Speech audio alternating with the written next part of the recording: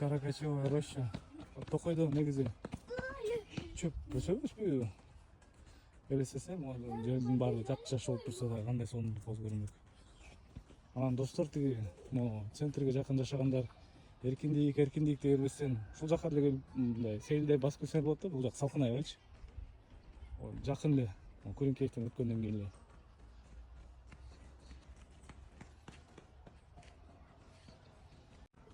Бирок достор, бул жерде мындай шаарда көргөн жер таштандырып кетерсиздер го. Бул жерде таштандырылган болбойт, итин алып чыгып сейилдирткен болбойт, чөптөр тегилген болбойт, алкоголь ичкен болбойт, машина велосипед айдан болбойт, тамак чеккен болбойт, гүлдөрдү үзгөн болбойт да. Шаардын ичинде эмнени кылып жүргөнүңөр болсо, бул жерде болбойт ошонун баарычы.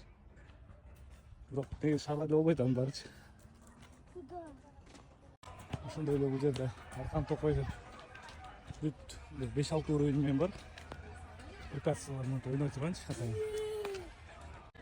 Бул жерде ушундай да көлчү бар. Милиция өкүлдөрү карашат, тет жакта куткаруучулар бар. Комсомольский көл деп коет, Комсомол көлү. Келип сууга түшүп да кетсеңер болот. Бул жак мүмкүнчүлүгү чектелгендер үчүн да, мындан өтө сууга түшүп да. Бирок керек экен, бирок булар жаман эмес, жакшы көрүнөт. Жоктон жогору дегендей.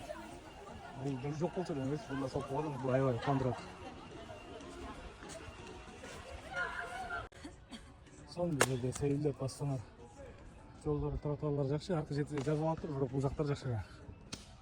Салкын аябайчы, эң негизгиси салкын. Бактырактар көп бул жерде, сол себептен салкын да.